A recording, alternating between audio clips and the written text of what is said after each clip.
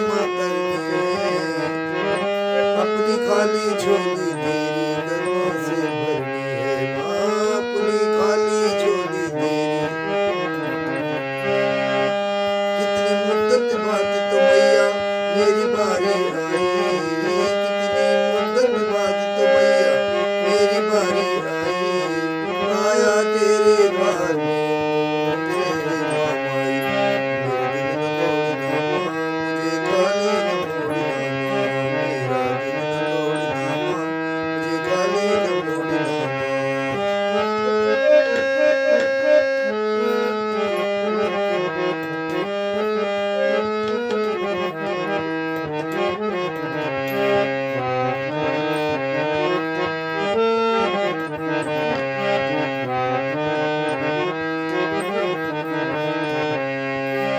चिंतपूर्णी कहता है तुझको संसार ये सारा, चिंतपूर्णी कहता है तुझको संसार ये सारा, उसने हर्षित पाया जिसने दामन यहाँ पसारा माँ, उसने हर्षित पाया जिसने दामन यहाँ पसारा।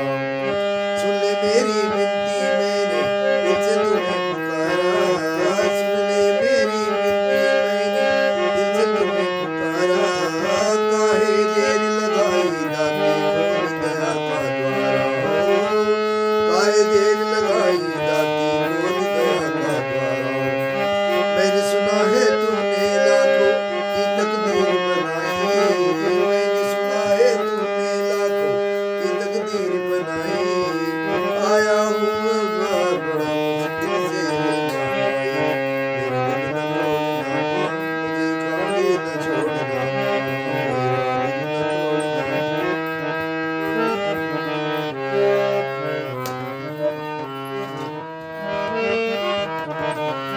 बोल सचिया जोता वाली माता, तेरी सदाई जय जयकार, हे भवन वाली माता, तेरी सदाई जय जयकार। बोलो सच्चे दरबार की। 8वां दिवस महागौरी। शैलपुत्री ब्रह्मचारिणी चंद्रवंता सोमपुष्पान्ना स्कंदमाता कात्यायनी कालरात्रि महागौरी सिद्धिदात्री। नौ देवियां नवरात्रों के स्तर पर एक ही दिवस में एक एक माई का स्थान होता है। तो आज 8वां दिवस है महागौरी का।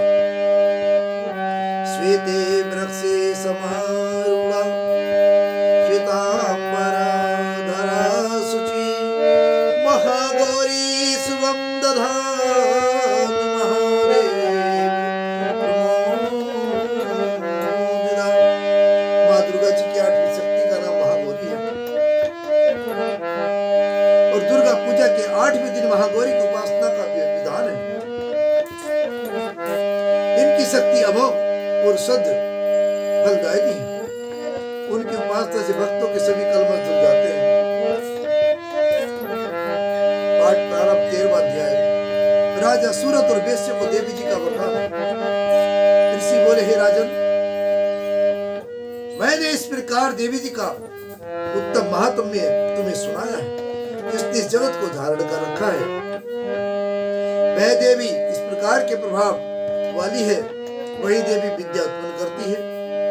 उसी विष्णु की माया ने ही राजन तुमको, इस वेश्य को तथा और भी विवेकवान जनों को मोहित कर दिया है। ये पहले भी मोहित थे, फिर आगे भी मोहित होंगे। इसलिए हे राजन, तुम उसी परमेश्वरी की शरण में जाओ, क्योंकि वही देवी आराधना करने पर मनुष्य को भोग एवं मोक्षादि प्रदान करती है। मार्कंडेय ऋषि बोले, कौष्टुक जी,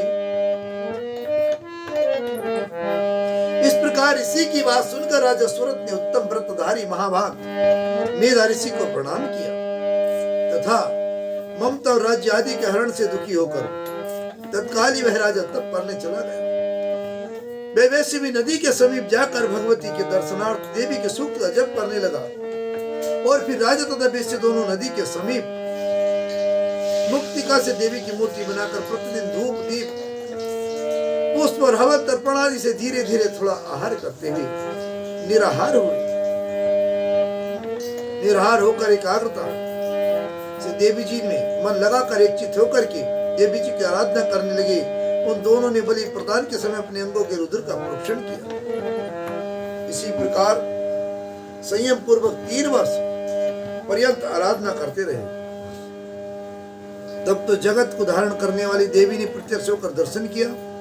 और तब राजा से चंडिका देवी जी बोली, हे राजन, कुल नंदन, तुम दोनों जिस अभिष्ट की प्राप्ति के लिए मेरी प्रार्थना कर रहे हो, वह मुझसे मांगो, मैं प्रसन्न हूं, तुम्हें सब कुछ दूंगी।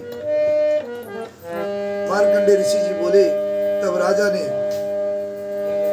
दूसरे जन्म में अक्सर रहने वाला राज्य मांगा और इस जन्म में शत्रु सेना का बलपूर्वक नाश करके फिर अपने राज्य की प्राप्ति का वर मांगा। वैश्य का तो चित्त संसार से खिन्न हो चुका था, इसलिए उस बुद्धिमान ने उस ज्ञान का वर मांगा जिसके द्वारा संसार की अहंता ममतात्मक आसक्ति नष्ट हो जाती है। देवी बोली, हे राजन, थोड़े दिनों तक तुम अपना राज्य पालोगे, कठिनता के बाद ही अपने शत्रु का नाश करोगे, वहीं पर तुम्हारा राज्य स्थिर हो जाएगा। फिर देहांत होने पर सूर्य देव के अंश द्वारा जन्म पाकर इस पृथ्वी पर आप सावर्णिक नाम के मन होंगे। हे श्रेष्ठ वैश्य, तुमने जो उत्तम वर मांगा है, मैं उस वर को देती हूँ। मोक्ष रात्रि के लिए तुम्हें उस ज्ञान की प्राप्ति होगी। मार्कंडेय जी बोले, इस प्रकार देवी जी ने उन्हें अभिलाषित वर दिए। फिर उन दोनों की भक्ति पूर्वक की हुई स्तुति से मन प्रसन्न होकर देवी तत्काल ही अंतर ध्यान हो गई। इस प्रकार वह क्षत्रिय श्रेष्ठ सूरत देवी से वर पाकर फिर सूर्य से उत्पन्न होकर सावर्णी नाम का मनु होगा। भगवती बोली, मैं रुद्र, वसु, आदित्य और विश्व देव रूप में सर्वत्र विचरती हूँ। मित्र, वरुण, इंद्र, अग्नि और अश्विनी कुमारों को भी मैंने धारण कर रखा है।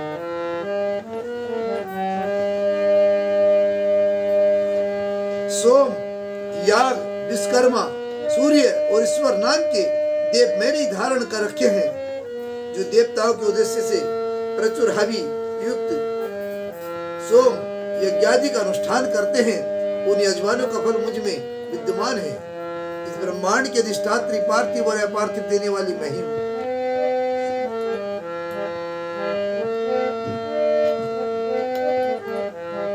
ब्रह्म साक्षात संवित ज्ञान स्वरूप रूपा मैं हूँ। ब्रह्म साक्षात संवित ज्ञान रूपा मैं हूँ। यह ज्ञान ही सब उपासनाओं का मूल है। मैं ही अनंत जीवों में प्रविष्ट हूँ। देवता इस प्रकार अनेक भाव से मेरी उपासना करते हैं।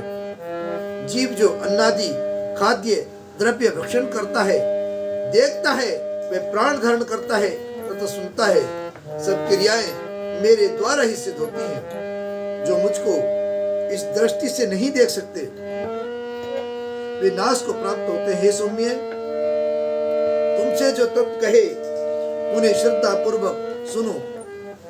मैं ये उपदेश दे रही हूँ, स्वयं दे रही हूँ कि देवता और मनुष्य द्वारा यही सेवित है। मैं जिसे चाहती हूँ उसे उच्च पद प्रदान करती हूँ, ब्रह्म बनाती हूँ तथा ऋषि और सर्व ज्ञान संपन्न सुमेधा बनाती हूँ और रुद्र के लिए धनुष खेलती हूँ। इस प्रकार मैं सर्वत्र व्याप्त हूँ। मेरी आत्मा ने जगत पिता को उत्पन्न किया। इसके ऊपरी भाग में आनंद में कोश के अंदर, विज्ञान में कोश में तेरा कारण अवस्थित है। मैं समस्त भुवनों में प्रविष्ट होकर रहती हूँ। सर्वलोक में, स्वर्गलोक में मेरे शरीर से स्पष्ट है। मैं जलवायु की भांति प्रतीत होती हूँ। तभी भी यह सारी सृष्टि आरंभ होती है। इस स्वर्ग तथा मृत्यु लोक के परे भी विद्यमान हुई, यही तो मेरी महिमा है। माता, मंत्रहीनम क्रियाहीनम भक्तिहीनम जनार्दन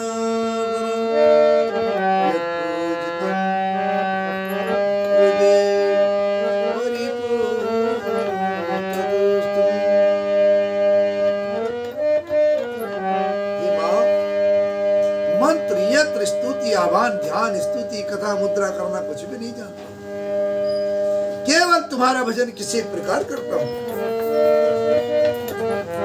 मेरे अपराध क्षमा करो, अज्ञान से दरिद्रता से वीर्य से लिप्त हुए देवी अपनी चरण सेवा में त्रुटि समझते हुए भी तुम मेरे अपराध क्षमा करो। मेरा सर्वधर्म सर्व प्रकार से उद्धार करो। पृथ्वी की भांति पुत्रों का सरल स्वभाव से अपने पुत्रों के अपराध क्षमा करो। हे शिवे, मेरा त्याग कभी ना करो। समुचित रूप से मेरा ध्यान रखो। ये जगत माता, तेरी आराधना नहीं कर पाता हूं तब भी तुम्हारा स्नेह मेरे ऊपर निरंतर है। सभी को छोड़कर आपकी शरण में रहूंगा। मेरे शरीर को उपयोगी बनाओ हे माता। यदि आपकी कृपा मुझ पर ना हुई तो मैं बिना सहारा इस जगत में उदक पोषक के बना रहूंगा। सुपाकी जलपाकी मधुपाकी होकर भी निराश्रित रहूंगा। चिरकाल तक कोटि सुवर्ण मुद्रा की इच्छा रखता हुआ तुम्हारा चिंतन करो हे जननी। जप नहीं है, जप विधियों को कैसे ज्ञान करो। सीता की भस्म लेप पर हला हलबिस का पान कर, ईसा का वस्त्र धारण कर, जटाधारी बन कंठ में सर्प को लपेटे पशुपति शंकर जी के पति वाली, कपाल हाथ में लिए भूतेशों को पालन करने वाली, जगदीश की पदवी देने वाली है भवानी। तुम्हारी शरण में फल मिलेगा, न मोक्ष की आकांक्षा है, न संपूर्ण वैभव की इच्छा है, न मुझे ज्ञान की अपेक्षा है। शशि मुखी की सेवा करता रहूं यही इच्छा है, और कोई इच्छा नहीं है। हे जननी, तुमसे वर मांगता हूं कि जन्म लेकर मुझे तुम्हारी चरण सेवा में लिप्सा रहे। हे मृणानी रुद्राणी शिवे, शिव भवानी का जप करूं हे श्यामे। तुम यदि किंचित मात्र भी मुझ अनाथ पर कृपा कर दो तो मेरा कल्याण हो जाए। तुम्हारा भजन करता रहूं हे दुर्गे। दया देने वाली में भूख प्यास के वशीभूत होकर भी तुम्हारा स्मरण करता रहूं। हे जगदम्बे, इससे विचित्र बात क्या हो सकती है कि तुम अपनी कृपा से मुझे पूर्ण कर दो। अपराधी जानते हो भी हे माता, मेरे जैसे उपेक्षित पुत्र को भूल मत जाओ। मेरे समान पापी संसार में कोई नहीं है, और तुम्हारे समान पापों को हरने वाला कोई नहीं।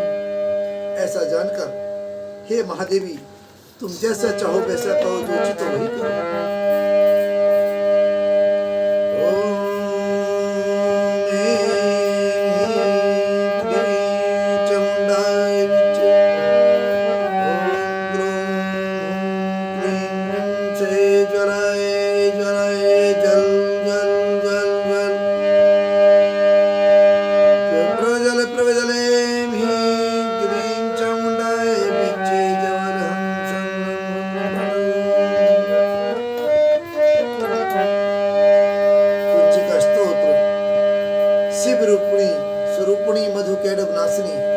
महिषासुर घातनी और शुंभ निशुंभ नामक दैत्य को नष्ट करने वाली आपको नमस्कार है।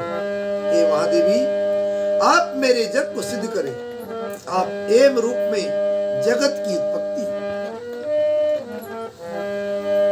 हींग रूप में पालन और किलिंग रूप में संहार करने वाली, चामुंडा रूप में चंड नामक दैत्य का वध करने वाली, ये स्वरूप से भक्तों का अविष्ट वर देने वाली, विच्य रूप से अभय प्रदान करने वाली और नवाण मंत्र स्वरूप वाली हे जगदम्बा, आपको नमस्कार है। धान धीन धूम स्वरूप दुर्जटी शंकर की पत्नी स्वरूप बागवाणी यदीश्वरी सरस्वती ये रूपणी कालिका स्वरूपणी शांति देवी, मेरा कल्याण करो। ओहो स्वरूप वाली ओंकार रूपणी देवी, जन जन जन जपिणी जम्बनंदिनी देवी तथा राम रीम रूम ये स्वरूप वाली भैरवी भद्रा तथा भवानी, आपको बारंबार नमस्कार।